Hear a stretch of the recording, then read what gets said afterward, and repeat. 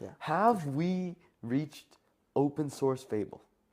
Their new model, GLM 5.2, just absolutely blows everything out of the water. I've been using it as my daily model for around 3 days now. It's absolutely amazing. I can barely tell it apart from Opus, I'm going to be honest. If you're still using ChatGPT in 2026, you're legitimately falling behind. Get on some other tool, like either Claude or use some Chinese models, play around with it, learn how to vibe code, learn how to use a terminal, learn how to use everything, because this is the most important skill you can have right now. Last week, the most powerful AI model in the world was American. This week is Chinese. And you can download it for free. And it's all thanks to the fact that the American one was pulled from the public by the U.S. government only 5 days after it was released to the public. And one of the most valuable companies in the world is now a rocket company that owns a chatbot. Welcome to Cake and Compute. This week, we're sending SpaceX into orbit. So this week, our first story is GLM 5.2. So what is GLM 5.2? It's a model, right? This is layer 4 of the cake. It's an AI model. And what it is it's a new open source model that beats Claude Opus on pretty much everything. Not everything. A lot of stuff. On LM Arena, which is blind voting, it decisively beats it. Put the little leaderboard up here. And on Design Arena, I don't know if you have seen Design Arena. Design Arena, it beat it by 10 points. 10 ELO. 10 It ELO. beat Fable on Design Arena, which is pretty wild. By 10 ELO. Only 10 By ELO. by just a bit, but it is Fable level. Yeah. Have we reached open source Fable? This GLM company, they started in 2019, around the same time as, like maybe a bit later than OpenAI and others, but their new model, GLM 5.2, just absolutely blows everything out of the water. I've been using it as my daily model for around 3 days now. It's absolutely amazing. I can barely tell it apart from Opus, I'm going to be honest. Yeah, I can't either. But yeah, it's fully open source, MIT licensed. That means not only the model is free to download in open source, so are the weights. Yeah. So if you want it, like the data used to train the model is also open source. Everything is open source, right? Which is pretty insane. It's 744 billion parameters, which is a lot smaller than like other frontier models. And pricing, okay, let's say pricing wise, right? It's Opus level. So Opus is around like, It's like 10 and 50 out, something like that. that's the, oh yeah, Fable is like 10 and 50 that's out, Fable, right? Yeah. Opus, I'm actually not too sure. I'm gonna be honest. I think it's cheaper than Fable. But GLM is $1.4 in, $4.4 out. Yeah, USD. so a lot cheaper. It's like 5 to 6 times cheaper than Opus to use. I'll put the pricing up here. But that's the only thing that really sets it apart. Like, it's a very similar model in terms of performance. Yeah, but the price, pricing, for the price, you can it's use insane. it. Like your API will cost like nothing. Yeah. Well, not like nothing. It's still a large model, but it's so good. Yeah. Like the intelligence, the price ratio is really high. And the thing is, because on LM Arena, well, in my experience as well, it's better than Opus, in my opinion. But in my experience, it's better than Opus. On LM Arena, it's better than Opus. So currently, the best model in the world is actually GLM 5.2, because Fable, as we'll get into later as our second story, Fable got banned. Fable 5, the legendary Fable 5, it just got banned by the good old US government. Because, yeah, it is what it is. But anyways, very exciting stuff for Chinese AI labs. Congratulations to GLM and Z.AI. Please sponsor us. Please. Everybody sponsor us, honestly. Yeah. But amazing job. Yeah. And on to our next story. So, Fable 5 and other layer 4 models layer, it got banned by the U.S. government because they said it was national security threat. As always, U.S. government, of course, is just saying that every single time. But last episode, if you remember, we covered Fable 5. We said, oh, it's so amazing, blah, blah, blah. And guess what happens less than a week later? It's gone. It gets banned. It's gone. So the U.S.'s excuse was that it's too powerful for people to handle. And more importantly, it's too powerful to release to everybody because they might use it to undermine the U.S. national security. It makes sense, but really, Fable 5 wasn't. It's good, but it's not like that good, such that it's gonna be, undermining the national security of the U.S. I mean, yeah, They we said have this safeguards. We said that last episode. It's like it's not as big of a deal as everyone's making it out They to be. have Yeah. safeguards, and Mythos 5, which released with Fable 5, right? Yeah. Which was it's like the more official version of Mythos. What that was is also very powerful. Like, there are people that I hear, they're in the companies, and they have access to Mythos, right? In big like tech companies, they're like, wow, we've never even seen these bugs before. We never even thought if there could be a bug here or like something that needs to be addressed here. Yeah. Right? It's finding stuff that's insane. And Fable 5 is like nearly that intelligence, but with the Opus 4.8 fallback. Remember? Yeah. How it redirects cybersecurity and biology to Opus 4.8, which is a much safer model. But yeah, pretty much what they said leading up to this, the Pentagon labeled Anthropic as a supply chain risk. Anthropic is the first U.S. company to be put on that list ever, which is pretty insane. And then pretty much, like, what happened? Like, why was Fable banned in the first place? Because it can't just be because, oh, it's good, right? But No there's way. a reason it happened, right? There's a reason. So what Yeah. happened really was there was an internal sort of jailbreak found. Yeah. And what happened was they said that they could, like, not. I think it was that they could allow it could allow Fable 5 to do whatever you wanted it to do. It's pretty much jailbroken, right? Yeah, that's how jailbreak works. No yeah. filter. So that was pretty insane.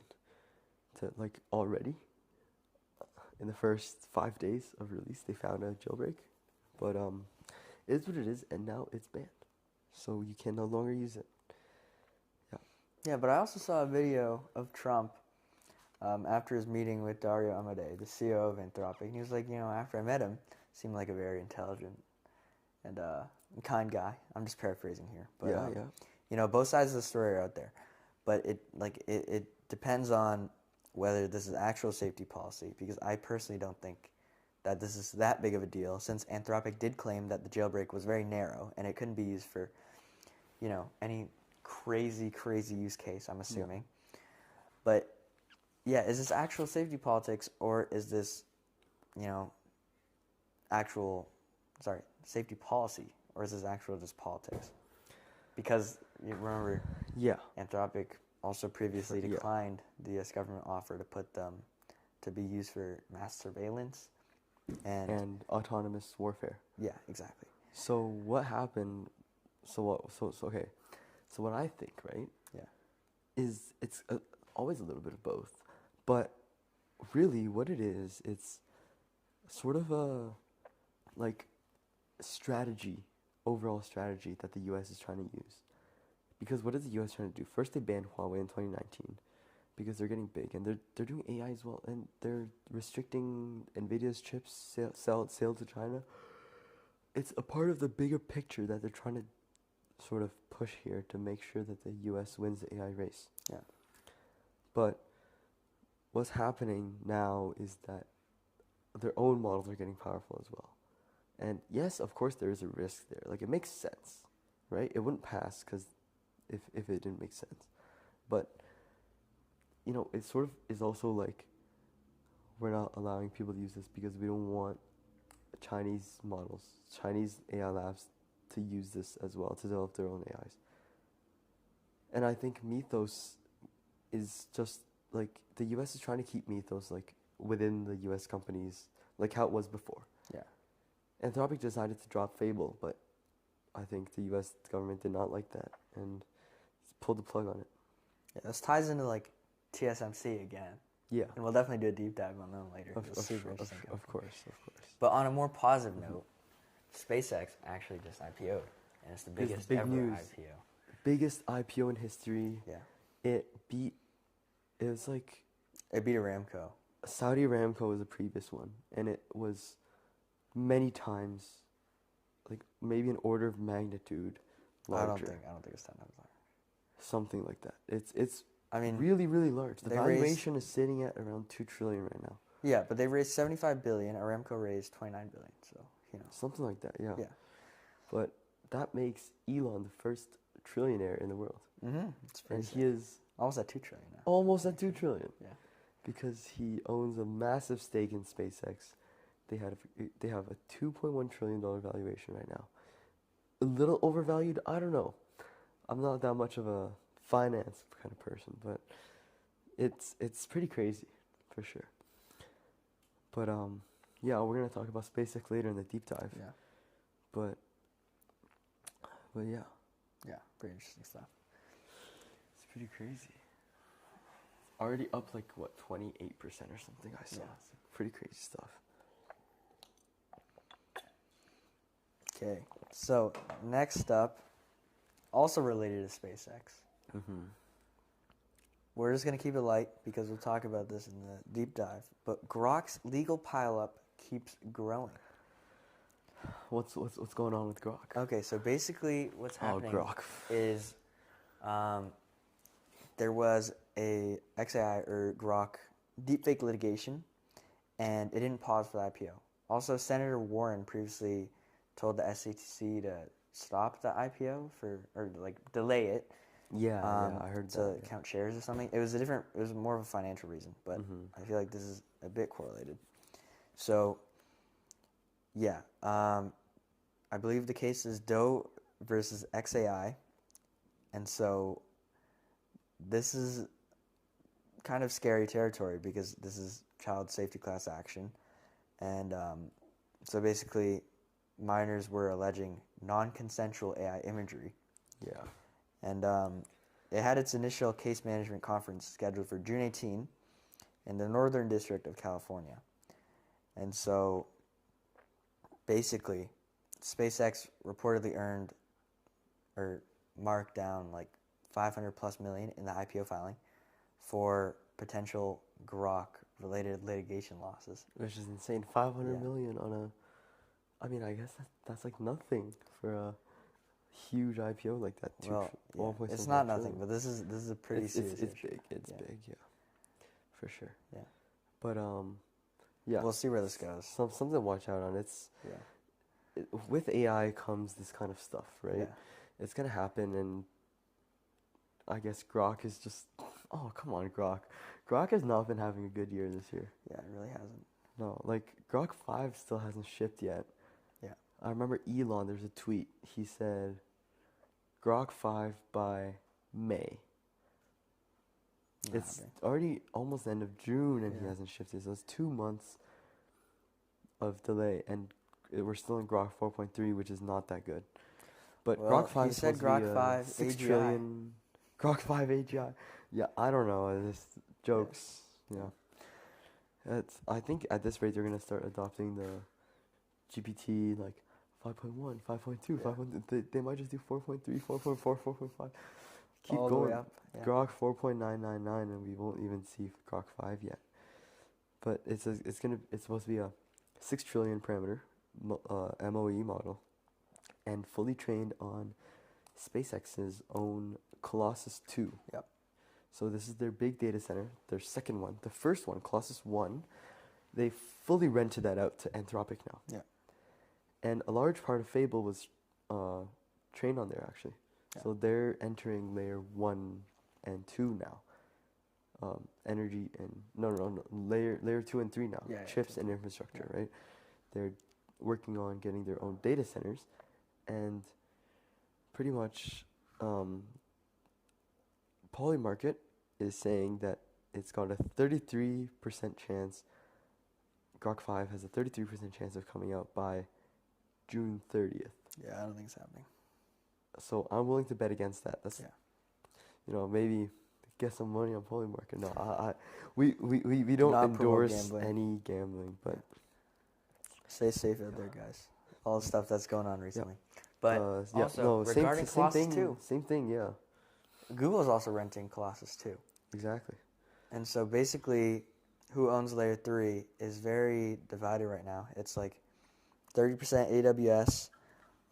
These are all estimates, by the way. It was like 30% AWS, like 20 something, low 20% Azure from Microsoft. Mm-hmm. And it's like around 15% Google Cloud.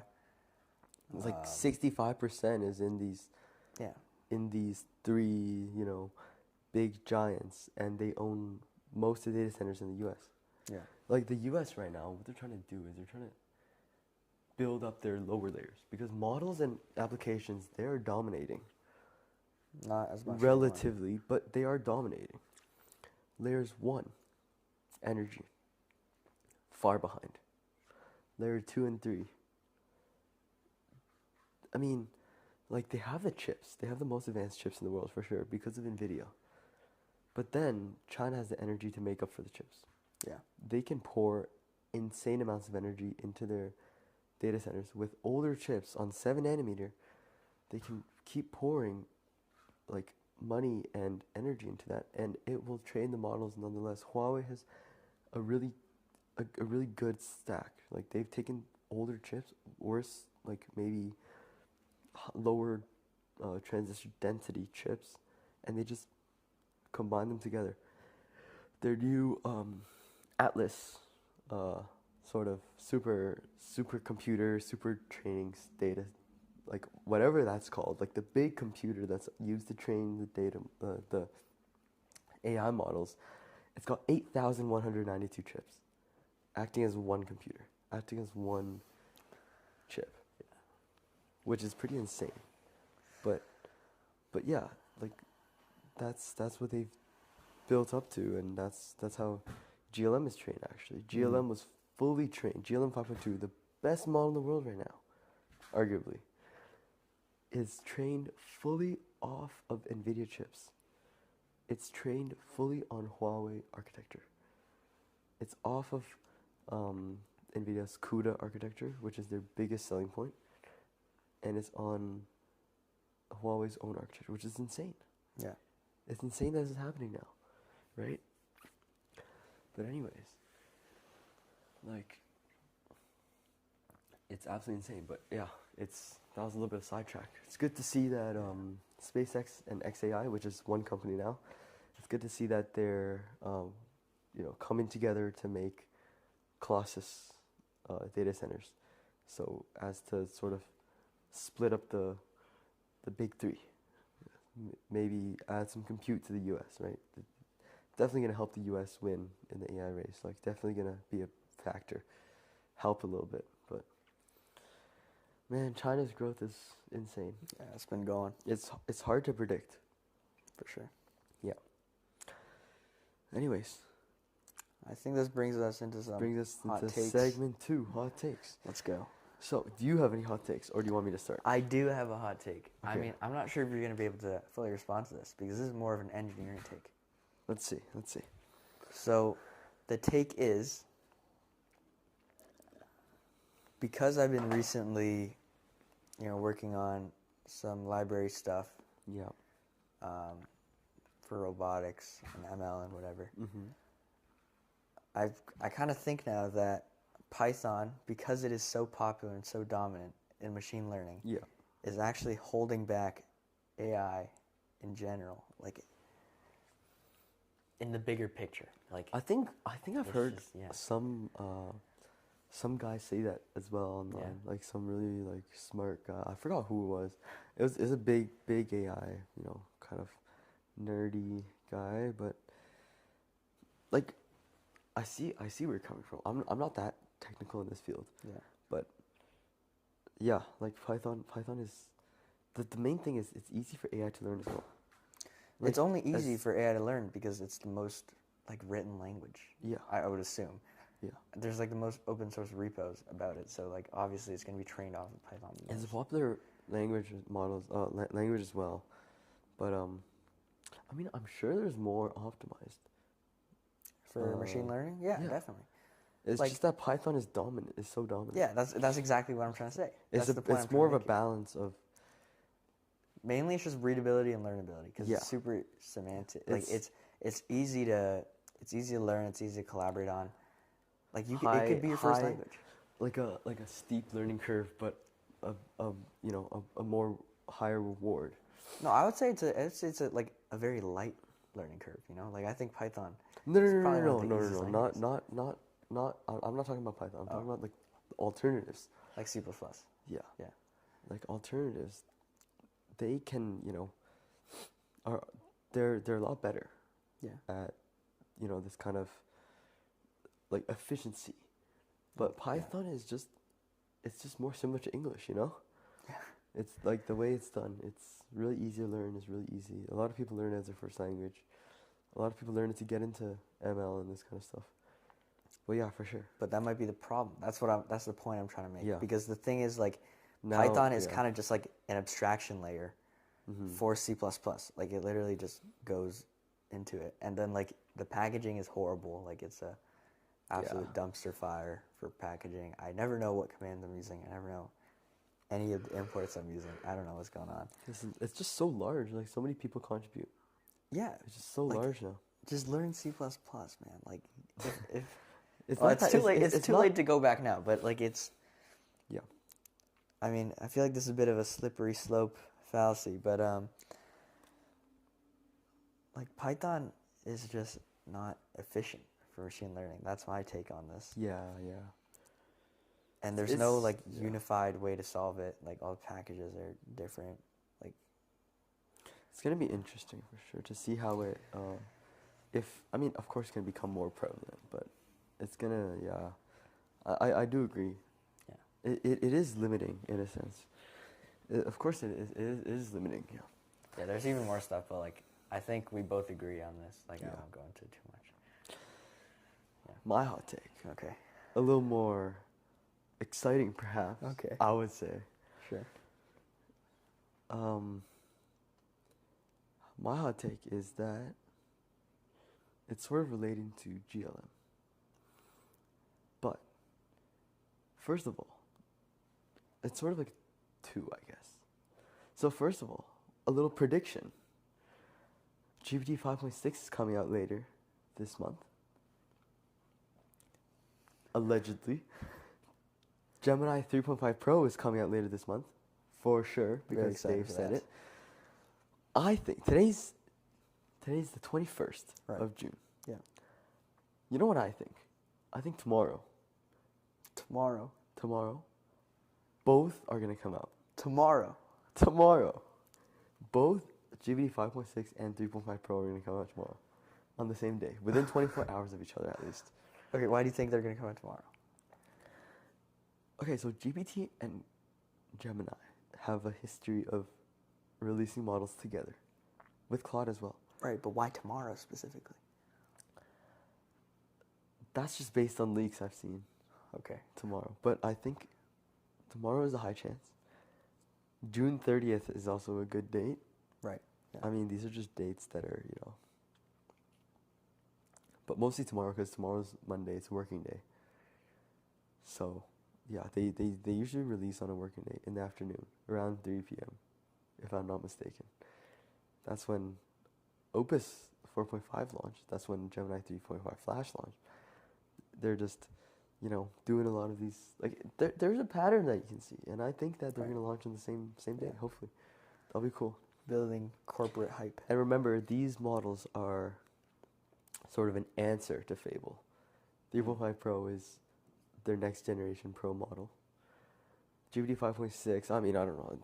It's ChatGPT. Like, if you're still using ChatGPT in 2026, you're legitimately falling behind. Get on some other tool, like either Claude or use some Chinese models. Play around with it. Learn how to vibe code. Learn how to use a terminal. Learn how to use everything, because this is the most important skill you can have right now. That's another hot take. This is the most important skill, learning how to vibe code, learning how to use AI, because AI cannot replace 100% of anybody's job right now. And Sure. in the next 5-10 years, most jobs, over 80%, AI cannot replace it fully. AI cannot do 100% of your job, Sure. right? Because you have human judgment. That's something AI doesn't have. Right. AI follows your instructions. Does this, does this, does this. It doesn't know, it doesn't have gut feeling, it doesn't know what's good or not, right? Hey, maybe Like, we'll have some. unless your boss, like, in most workplaces, your boss gives you instructions, you figure the rest out. And now, if you replace the worker with AI, what does the boss need to do? Give you detailed instructions. Make sure you don't get it wrong. If the AI fails, you know, it doesn't learn from before as well. Current day, no way. It's not replacing anybody's job. Current day. Next 5 to 10 years, maybe a little bit. Some jobs will be automated. Oh, 5-10 years, definitely. Definitely. Efficiency will increase. But that doesn't mean that they will hire more, they will fire people and replace their jobs with AI. I think AI is in becoming, 5-10 years, you know, AI there's is going to be becoming retail jobs that are just going to be fully AI. Oh yeah, for sure. Like robotics. That's fully replaced. Okay, yeah, that's that. But I'm talking about like intelligence jobs, not just pure labor. Sure. Like construction is going to be, you know, a lot more AI driven. Yeah. Mining is going to be a lot more AI driven. Yeah. You know, stuff like that. But what my point is, jobs that you sit there and use your brain. A lot of people are saying software engineers, data analysts, whatever. Like, those are going to be replaced? No, not replaced. They're not going to be replaced. Because, think about it. The cost of AI is increasing exponentially. Yeah. Really. The API cost, like, GPT 5.5 to 5.4, it doubled.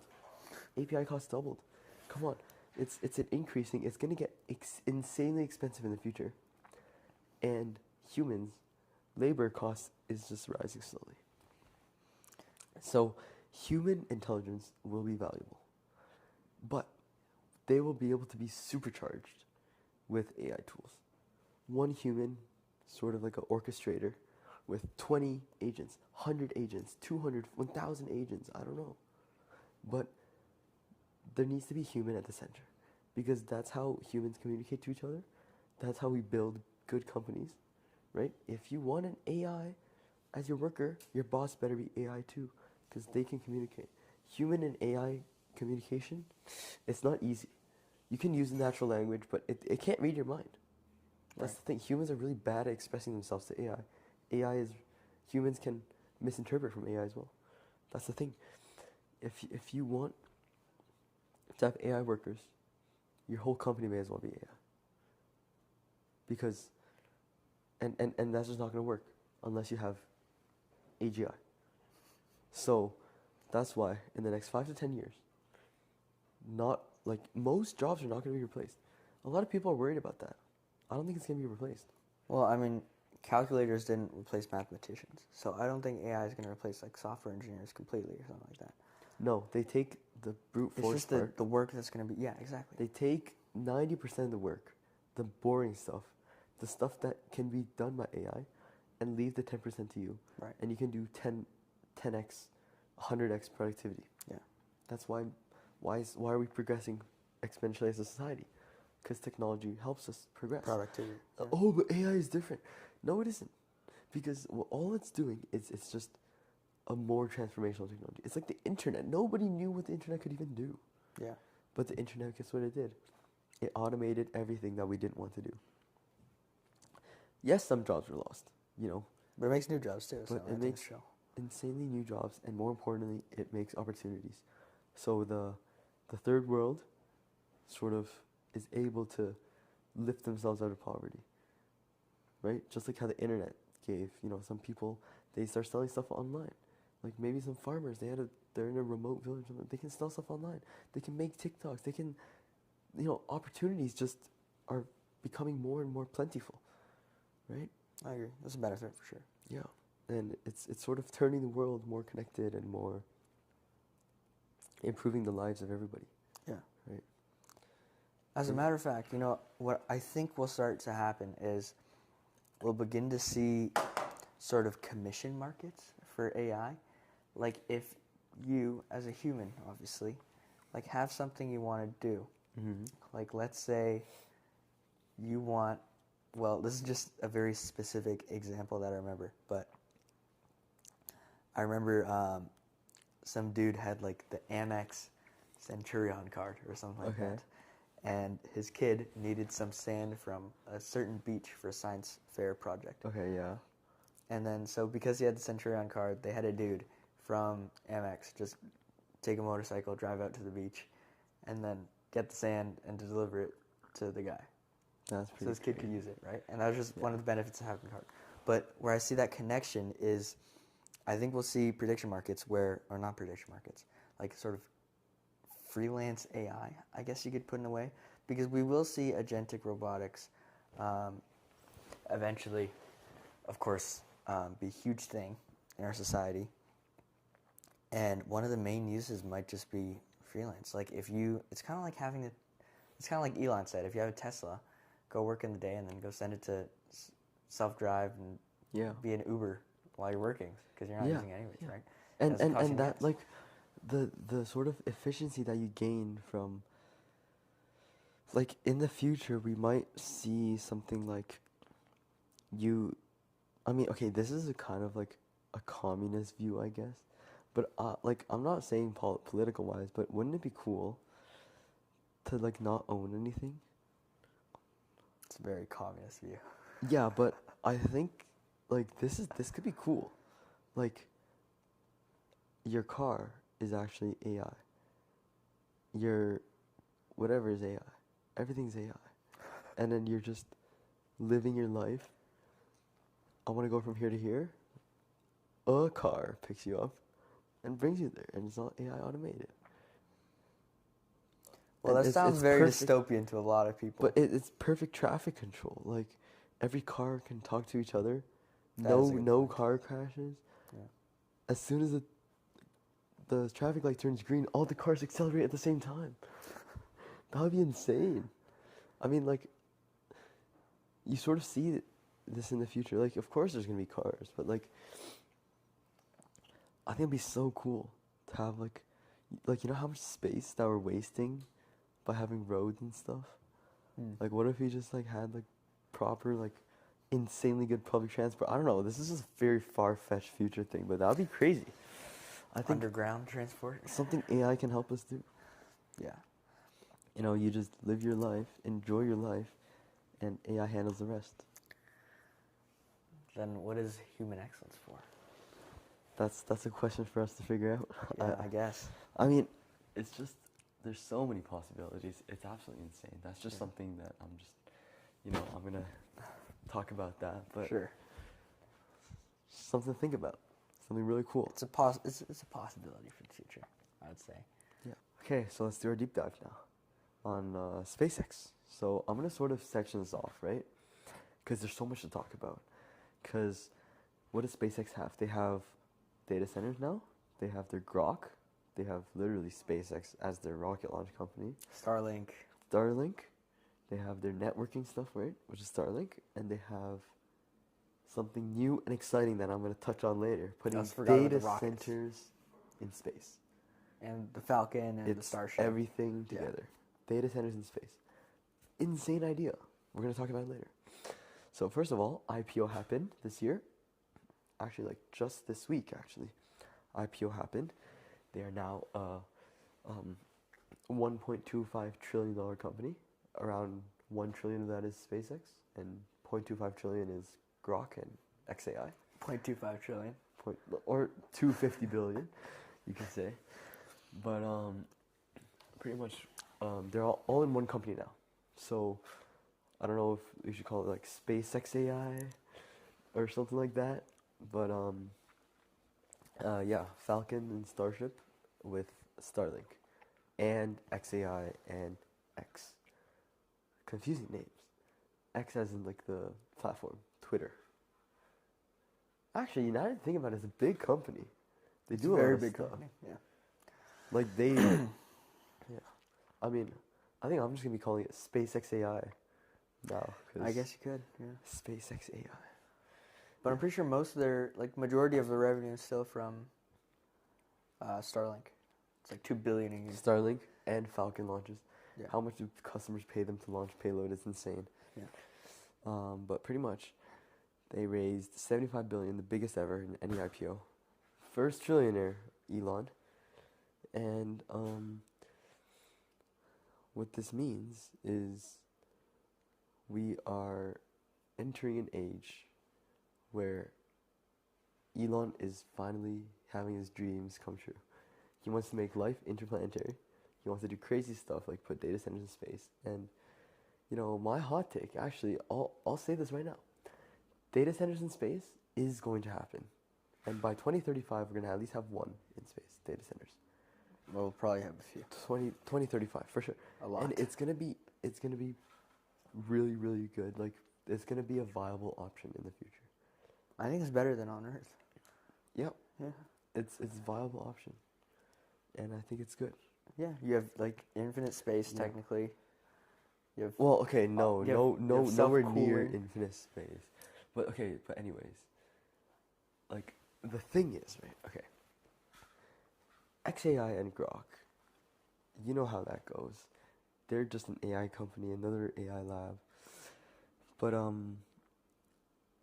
Grok, they have their models, they have their sort of Colossus training stuff.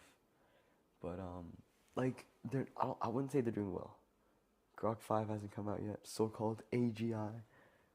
But Grok 5 hasn't come out yet, and I don't think it will. Or maybe it's gonna come out at the same time as Gemini 3.5 Pro and GPT 5.6. Nobody knows. But yeah. The big news, right? This is what everyone wants to hear. This is what everyone wants to know about. Data centers in space. It's the talk of the century, and this could be a big deal. So the main benefit here is free energy. Energy is free in space. Solar panels are 8x more efficient in space. Yeah. They Not can, productive. or productive, yeah. They can face the sun at pretty much 24, like all the time. Yeah. And it's like you just launch it into space, and it's just there's no need to maintain it. There's no air. There's no oxidation. Or like there's none of that stuff. It's just there, right? Yeah. Of course, you have to shield it from radiation, which is a big issue. But let's focus on the pros first, and then we'll talk about the cons. So, pretty much, it's like you can get gigawatt scale data centers in space. Not that difficult, because solar panels have come a long way. And then, networking wise, satellites can talk to each other and to the ground pretty easily. Like, we have satellites that do that, technology that does that right now, and they're experimenting with like optics, like just laser. It just shoots a laser to Earth containing all the data. There's a receiver at Earth that just receives it all in, and then it shoots it back, like communication that way.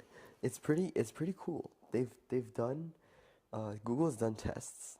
They've demoed it in a lab, but it's 1.6 terabytes a second, which is pretty, like the bandwidth for that, Insane. it's pretty good. Yeah. And that's why it sort of links into XAI or SpaceX's Starlink. They've been developing this networking technology for a long time, and this is really just to build up to data centers in space, because this is going to be a big thing now. Yeah. And then another thing is the biggest problem. The biggest problem that we have for data centers in space is cooling, which is surprising because space is cold. Space is like no temperature. The thing is, space is nothing. There's no air. You can't have fans, yeah. You can't have fans. You can't have, I mean, I guess you can have liquid cooling, but like where are you going to dump the heat? It's not like you can transfer it into the sure air. you can't. Yeah. You can't transfer it. So the only way is passive radiators, which is the chip is here, it gets hot, you attach a massive heat sink right there, Yeah. and it radiates it into heat. Because there's no conductivity between the, like for example, if I have a heat sink on Earth, it's like this, right? And it's heating up the air around it, therefore cooling itself down. Yeah. In space, there's no air. So if you remember in science class, there's 3 ways of that you can transfer heat. Conduction, convection, radiation. Conduction and convection not possible. Radiation is the only way. So radiation, as in it just radiates out. That's what it's gonna have to do. That's the only way to cool in space. There's Massive a nuance radiators. of that though. So the chips also have to survive the actual radiation for like roughly 5 years. And the strategy is, like once it's in space, there's no servicing it. Like you're not going back up there to No, it's to service disposable, it. right? Exactly, yeah. So it's kind of just like you launch it up there, and if it's just meant to last for a certain amount of time, like some cars are, right? And then once that time period is over, it's just supposed to be gone. Like you're not using it anymore. So Yeah. I think that's good design. Yeah. That's the number one biggest issue is cooling. But number one biggest issue, yes, also number one biggest issue, is launch cost. How are we going to launch this thing to space? It's huge. It's a huge project. How are we going to launch it all the way up there? So currently, as it stands, Falcon 9 already decreased launch cost into low Earth orbit by orders of magnitude. But what it's currently, it's around $2,700 per kilogram, which is insane. Estimates say if you want it to be, like, if you want it to be feasible, even not even productive, just feasible, Like break. like we would want to do this. It's not like we would, like, why would we want to do this at all? Yeah. To make it feasible, launch cost needs to get down to $200 a kilogram, as opposed to 2,700. Over 10x decrease. How are we gonna do that? No idea. But Starship, the big silver rocket that SpaceX is launching now, and they're testing, the one that's gonna take the astronauts to the moon, allegedly. If that flies, and we can get a good amount of payload into orbit through that, and maybe get it down to 200 a kilogram. I don't think that will even reach 200 a kilogram, if I'm going to be honest, but it's going to be pretty insane. This is going to take a while. But currently, the technology is there. Like, the technology right now is there. We can put data centers in space if we had, like, infinite money. Right. It's just a matter of how do we get the cost down to make it feasible. That's the nuance. Yeah. That's just the engineering issue right now. Yeah. It's not a technology issue. We have the technology. But we don't have the technology to make it cheap and feasible. That's the only thing. No. That's optimization that we have to figure out. Yeah. Another thing is how these data centers are actually going to stay up, because there's debris in space. It's like random rocks and whatever. So I think that, well, I'm sure this would be different, but with Starlink right now, what they do is they actually have like deep learning algorithms that allow them to self-propel and like self-adjust based off of where each other are going. Yeah, they have those. It's like an optimization problem, right? It's pretty easy to dodge an asteroid, but how do you, because it provides Wi-Fi. So how do you dodge the asteroid and still get to a point where you can still provide network to the people that you need it provide to? How do you determine what other satellite needs to, like, reduce their payload or take on part of your payload? Speaking from a satellite's perspective.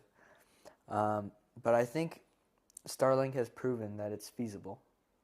And so I don't see any reason that data centers, I don't see any reason why data infrastructure wouldn't be possible in space either. Like, I feel like Starlink was just a kind of proving ground for it. Like, they have like 10,000 up there now, right? Yep. And they've been approved to up to 42,000. So I think that it is very, very feasible. The only maybe thing that you should be concerned about is possibly international law and space law. Yeah. Because Elon's really pushing those boundaries. I mean, Elon is such a visionary. Yeah. He's able to just think about things and just do them. Yeah. He has the capital. He just does things. Like, during the IPO, he said, I gave SpaceX a 10% chance of success when I started this company. And guess what? It's insanely successful. And like SpaceX isn't the only one.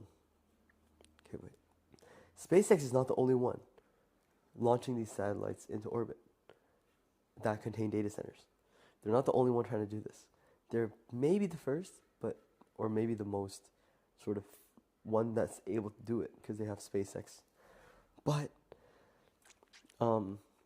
there's two other companies, Google and a startup called StarCloud. They're all trying to do this as well because they see the benefits. So SpaceX is filing FCC certification for 1 million data center satellites. It's going to be around 100 kilowatts of compute per ton of stuff. Like weight, satellite weight, right? And what they're trying to do is build 100 gigawatts of orbital compute. 100 gigawatts. That's insane. Yeah. Absolutely insane. Like, to put that into perspective, like how much is, like actually, I don't know. I'll put it up here. Okay. But however much the big data centers are in gigawatts, 100 gigawatts is insane. In space, that's insane. Number two. Per ton. Yeah. No. That's just the long term. Like, how much compute are they going to have? Isn't that per ton?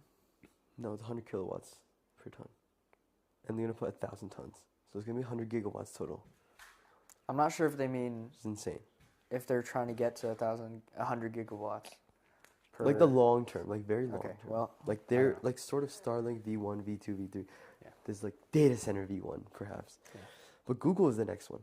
And their Project Suncatcher, which is what they call it. Google has really nice names for their projects, but they're trying to have 81 satellite clusters of their Trillium TPUs. So that's like their TPU tensor processing unit. That's their own chip made specifically for AI inference and training. And they already have 2 prototype ones, and they're going to plan to launch next year. Early 2027. Yeah. So hopefully that will be successful. We'll have a look.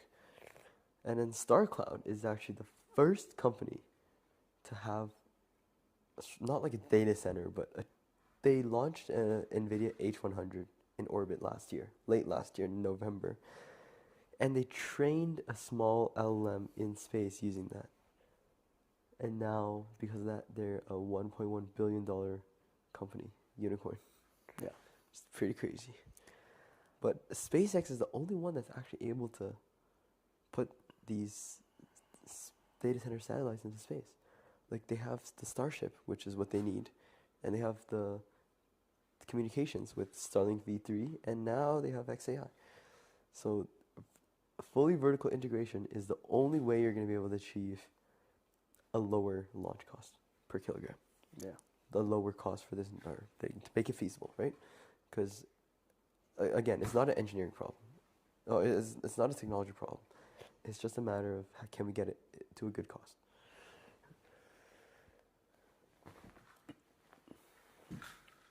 But it's a big question. Like it's really a big question of is it worth it? Like is it really worth it to put all those, like, surround the earth with data centers? That'd be crazy. I mean, is it progress for the sake of progress? Like, or is it looking a little too long term? Do we focus on building data centers on Earth? Well, if there's anything that we do know about Elon is that He he's can very, make things happen. very long term. So, If anyone can do it, I would say it's him. But I think this is such a unique point as to where we're seeing all these different strategies come into play and trying to obtain the 5-layer cake. Yeah. Like Google, I mean, they started with so much fun, so they kind of just expanded into every single one. And now they're investing in energy infrastructure, Yeah. which we'll cover in our Google deep dive episode coming sometime soon. Sometime soon, for sure.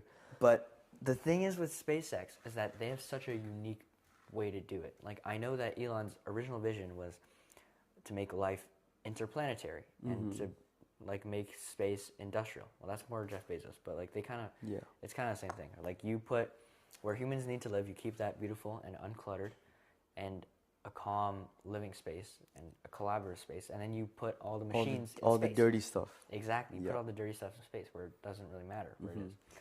But the thing is with SpaceX is that SpaceX, along with NVIDIA and Google, is now very, very uniquely positioned to take control of all 5 layers. Yeah. And they did that by going into rockets, Mm-hmm. because that was their original thing. And then actually, instead of building their own, like Anthropic or OpenAI, they just acquired XAI. Yep. And I don't know if that's the best play, because obviously XAI is not near the level of Anthropic or OpenAI, who are focusing exclusively on models, and that's part of the trade-off that you get. Like, if you decide to go into all 5 layers first, you're not going to be the best at any single one of them. Like, if you go into chips first, like NVIDIA, then obviously you're going to be the best at chips, because that's literally all NVIDIA did up until a few months ago when they started releasing neutron models, right? Yeah. But is it, like you said, is it really worth it? I would say it's worth it, but it's kind of like a game of Monopoly. Yeah. That's the way I like to see it. I think that there are a lot of different strategies to winning the game, and as we see, all these companies are trying different strategies, and this is probably one of the most interesting things of the AI race. It's their unique strategy to all 5 layers of the cake. Yeah. And SpaceX probably has one of the most unique ones, and maybe they have the most long-lasting one because they're trying to go into space. And you know, Yeah. this means that SpaceX might be the first company to actually control all 5 layers of the cake. Energy, solar panels in space, chips and infrastructure, they have those. They have that. Models, application. Grok XAI, Grok models, Grok chat. And applications, they use X. deep learning in space. They have X as well. Application layer, it's all 5 layers. They're gonna have all 5 layers, right? If they pull this off. If they pull this off. You know, like at this point, I think Elon is so focused on this kind of AI stuff, this new AI stuff. He's going to put data centers on Mars. He's going to put data centers on the moon. He's going to put data centers on the sun. Like, this guy is, he's a crazy guy. And he's willing to do things to help humanity in the long term. Well, that is hyperbolic. He is a very long-term guy. He is, definitely. For sure. Like, yeah, he has a very long-term Yeah. I think we should start a leaderboard of who we think is going to get to all 5 layers first. And not, like, just, like, reach all 5 layers, like, actually win all 5 layers. Mm-hmm. And I think at the top of the leaderboard right now is Google. For sure. Google's first. Google, I would say tied with Huawei. Huawei, I would say Because Huawei, they're NVIDIA, just and so SpaceX vertically integrated are as kinda, well. Yeah, I'd say those 3 companies are all kind of tied. So we'll sort that out. for sure. But yeah. But yeah, I Okay. think that's about it for our deep Sure. dive. But this week, guys, check out GLM 5.2. I'm being serious. It's pretty insane. And keep looking out for GPT 5.6 and 3.5 Pro from Gemini. As well as next week, our deep dive will be NVIDIA. So stay tuned for that. Yeah. This is the company that, really They kind of started it all. They have it all. They're a really great company, and their CEO, Jensen Huang, is the reason why this podcast even exists. Yeah. Cake and Compute, because he is the founder or the first person to publicly say about the 5-layer cake. Yeah. Yeah. But anyways, I think that's all we have for you today. Yep. Thank you so much for watching until the end, or skipping through if you did. So if you liked the video, please consider dropping a like and subscribe, and we'll see you in the next one. See you next time.